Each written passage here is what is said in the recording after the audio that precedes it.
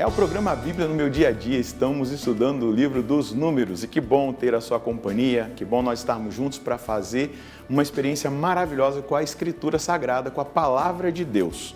Viva e eficaz, mais penetrante que uma espada de dois gumes, capaz de separar medulas e articulações, alma e espírito, que julga a intenção do coração dos homens. O nosso coração, vai dizer o autor da carta aos Hebreus, lá no capítulo 4, versículo 12. Essa é a palavra que transforma a nossa vida. Vamos pedir ao Espírito Santo para que Ele venha em socorro da nossa fraqueza, mas também nos capacite no nosso estudo bíblico de hoje. Em nome do Pai, do Filho e do Espírito Santo. Amém. Vinde, Espírito Santo, enchei os corações dos vossos fiéis e acendei neles o fogo do vosso amor. Enviai o vosso Espírito e tudo será criado e renovareis a face da terra. Oremos. Ó Deus, que instruíste os corações dos vossos fiéis com a luz do Espírito Santo, fazei que apreciemos retamente todas as coisas, segundo o mesmo Espírito, e gozemos sempre da sua consolação, por Cristo Senhor nosso. Amém. Vamos dar prosseguimento ao estudo do livro dos Números. Vamos começar um novo capítulo hoje. Então pega aí a sua Bíblia também, o seu caderno de anotações, para você anotar o texto que nós iremos estudar. Números, capítulo 4, versículos de 1 a 20. Números, capítulo 4, versículos de 1 a 20. Vamos ler juntos o texto e depois meditá-lo. O Senhor falou a Moisés e a Arão: faze a contagem dos caatitas por clãs e casas patriarcais, independentemente dos levitas, incluindo todos os que tiverem entre 30 e 50 anos e forem aptos para a guerra, a fim de prestarem serviço na tenda do encontro. A tarefa dos caatitas na tenda do encontro refere-se às coisas santíssimas. Quando se levantar o acampamento, Arão e seus filhos chegarão para baixar o véu protetor e com ele cobrirão a arca da aliança. Porão em cima uma cobertura de peles finas, sobre a qual estenderão um pano de fina púrpura e depois fixarão os varais da arca. Estenderão sobre a mesa dos pães sagrados uma toalha de cor violeta e sobre ela porão as bandejas, as taças, os copos e os jarros das libações. Sobre a mesa estará sempre o pão. Por cima estenderão um pano de púrpura carmesim, que envolverão numa cobertura de peles finas e enfiarão os varais.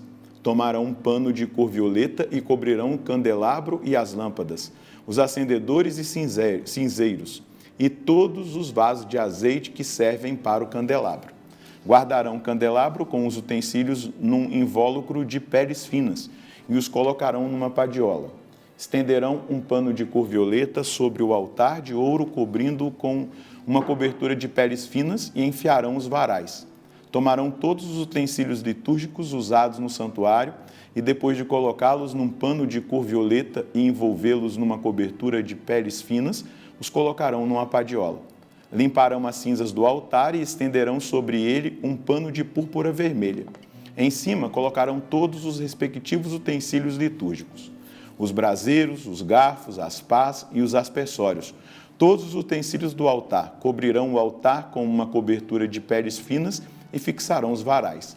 Só depois que Arão e seus filhos tiverem acabado de cobrir o santuário e todos os utensílios, na hora de se levantar o acampamento, virão os caatitas para transportá-los, sem tocar as coisas santas, para não morrerem. É essa a carga da tenda do encontro, a ser transportada pelos caatitas. Eleazar, filho do sacerdote Arão, cuidará do azeite do candelabro, do incenso aromático, da oblação perpétua e do óleo de unção. Cuidará também da morada em geral e de tudo o que nela está, tanto dos objetos como dos vasos sagrados. O Senhor falou a Moisés e a Arão: não permitais que o ramo dos clãs caatitas seja extirpado do meio dos levitas, para que eles possam viver e não morram ao se aproximarem das coisas santíssimas. Procedei assim: Arão e seus filhos deverão entrar e designar cada um serviço e a carga. Mas eles não devem entrar nem por um instante para ver as coisas santas, a fim de não morrerem. Deus está aqui indicando a Arão e Moisés cuidado com as coisas sagradas e separa os caatitas. No meio dos levitas, eles estarão nessa função. Não devem morrer, devem ser aptos para a guerra. Mas por que ser aptos para a guerra se eles vão cuidar das coisas santas? Para proteger aquilo que é santo. Devem ser pessoas que tenham essa capacidade, né? A idade aqui que o Senhor disse de 30 a 50 anos, devem esses servirem ali, cuidando dos objetos santos, cuidando daquilo que é mais santo dentro da realidade litúrgica da tenda do encontro, especialmente a arca da aliança, especialmente a experiência que eles vão fazer desse cuidado. Isso demonstra para nós, no agora, para que eu e você entendamos e coloquemos a aplicação disso na nossa vida, o zelo que nós temos que ter pelas coisas sagradas. Claro, aqui está separado um grupo que vai cuidar e zelar por todos esses detalhes que foram apresentados aqui, dos utensílios, né, do culto, a cobertura da arca, toda a realidade do translado, mas eles têm que entender que aquilo é santo. Vamos lembrar quando Moisés subiu lá no monte e Deus falou com Moisés: tira as sandálias, porque o lugar onde você está é santo. E da mesma maneira, a santidade de Deus estava presente e refletida nesses objetos. A santidade e a presença de Deus estava manifesta ali na Arca da Aliança, e em tudo aquilo que dizia em relação à arca, tudo aquilo que cobria, véu, as cortinas, esses utensílios que estavam mais próximos daquilo que é mais santo, deveria ser os catitas a cuidarem. E eu disse para você, né, trazer para nós precisamos ter zelo como as coisas santas. Por exemplo, a gente percebe que muitas pessoas hoje já não têm mais aquela reverência quando chegam diante do Santíssimo Sacramento. Não se ajoelham mais, passam diante da capela do Santíssimo sem qualquer reverência, ainda que fosse uma vênia profunda, né? Porque às vezes a pessoa tem um problema no joelho, não pode ajoelhar, mas quem pode ajoelhar-se precisa referir-se àquilo que há de mais sagrado na igreja, que é o Santíssimo Corpo do Senhor, o seu preciosíssimo sangue, ter esse zelo. Eu, como sacerdote que consagro ali o corpo e o sangue do Senhor na Santa Missa, eu preciso ter zelo, eu preciso ter amor, eu preciso ter cuidado, reverência, até um santo temor, porque eu estou tocando nas coisas mais sagradas e devo estar puro, devo estar em estado de graça. Claro, vamos olhar para as nossas paróquias, existem as pessoas que cuidam dos objetos litúrgicos. Vamos falar das alfaias, que é o corporal, o sanguíneo, né? Que estão ali, o manustérgio, que são usados para a celebração eucarística, né? O padre vai purificar o cálice e a patena, ele vai usar o sanguíneo. Então, ali vão ficar restos, né, que precisam ser cuidados. Foi tocado no lugar mais santo. A mesma coisa o corporal, para que nenhum fragmento da hóstia consagrada caia. E eu não posso lavar no mesmo balde que lava a roupa as coisas sagradas. Então, tudo tem que ter o seu cuidado, o zelo específico. Da mesma maneira os objetos sagrados e tal. Mas quando a gente vai falar de santidade, essa santidade, a santidade de Deus, ela estava representada, ela estava referida e presente nesses objetos sagrados, lugares sagrados. Mas no Novo Testamento nós vamos perceber que a santidade está não em lugares simplesmente, claro, na capela do Santíssimo, na hóstia consagrada, na transubstanciação na Santa Missa, está ali presente o corpo e o sangue do Senhor, a gente sabe da santidade. Mas a santidade no Novo Testamento é comunhão, é unidade, não é separação, é amizade com o nosso Senhor. Então, eu sou chamado a ser santo, mas como eu sou chamado a ser santo e luto para isso, eu preciso também cultivar a minha devoção, a minha piedade, a minha veneração por aquilo que é sagrado, santo. Passou diante de uma cruz, olha para a cruz, veja ali a sua salvação, faz um ato de agradecimento. Você atravessou, né, na frente do altar da igreja, você precisa fazer uma vênia. Talvez você não sabia disso, eu estou te instruindo, porque o altar é Cristo, é o lugar sagrado. Ainda mais se tiver o Santíssimo no centro da igreja, ao invés de fazer a vênia, se ajoelha, se você pode, com um ato de piedade, não é um ato vazio.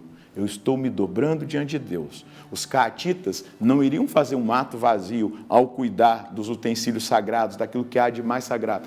É com reverência, piedade, amor, porque aquilo ali é sagrado, é santo. Eu não vou tratar a Bíblia, jogar a Bíblia no chão. Ela é sagrada, ela é a palavra de Deus, é o próprio Cristo.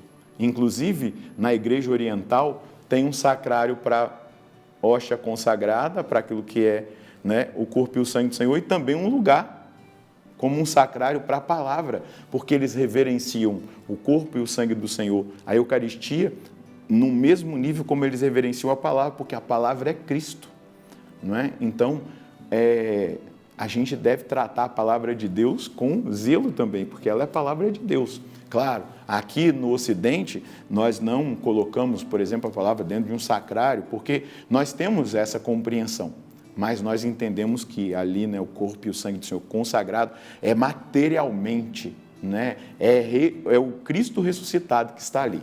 Então, hoje, o que nós podemos colher? Piedade e zelo com as coisas de Deus, reverência com as coisas de Deus. Tudo aquilo que remete a Deus deve ser, para nós, uma atitude, nós devemos ter uma atitude de zelo, de cuidado, de piedade. Então, a mensagem que nós podemos colher hoje é essa: em tempos onde a piedade e a reverência com aquilo que é sagrado tem perdido sentido em muitos lugares, nós devemos recuperar a piedade, a reverência e o santo temor pelo sagrado, por tudo aquilo que é de Deus e serve para o culto ao Senhor. Piedade, reverência e temor são sinais de um coração totalmente rendido em adoração a Deus. Então, não sejamos indiferentes às coisas sagradas.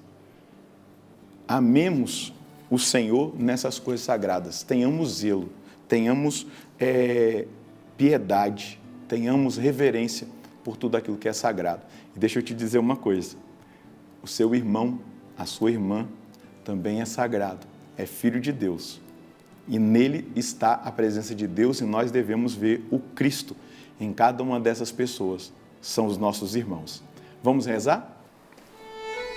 Senhor, obrigado porque diante da palavra indicada para nós e estudada hoje por nós no livro dos Números, a separação dos catitas para o serviço ali da tenda do encontro, das coisas mais santíssimas, mais sagradas que eles cuidariam e protegeriam, o Senhor desperta em cada um de nós o zelo, o amor por aquilo que é sagrado, a reverência, a piedade, o santo temor.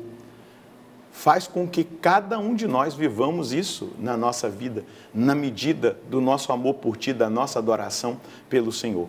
Conceda a nós cada vez mais essa piedade e esse zelo, para que sejamos também testemunhas e provoquemos reação de zelo, de piedade, de reverência nas pessoas que perceberem em nós. Nós não estaremos fazendo para que elas vejam, mas para que o Senhor enxergue a piedade, a reverência em nós. Mas as pessoas, quando nos virem fazendo essa atitude, ter esse comportamento, elas também imitarão e farão da mesma forma, porque compreenderão que ali está o que há de mais sagrado. Obrigado por esse chamado, meu Senhor e meu Deus. Obrigado por tocar em cada um de nós.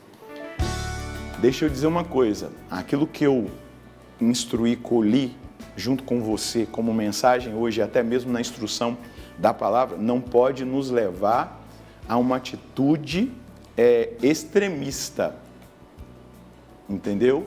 Nós precisamos ter um zelo equilibrado, sem extremismos, sem aquela atitude que muitas pessoas têm, não é, de ficarem remoendo, será que eu fiz, será que eu não fiz? Não. Busque o equilíbrio no espírito e viva essa piedade e esse amor por aquilo que há de mais sagrado na nossa igreja.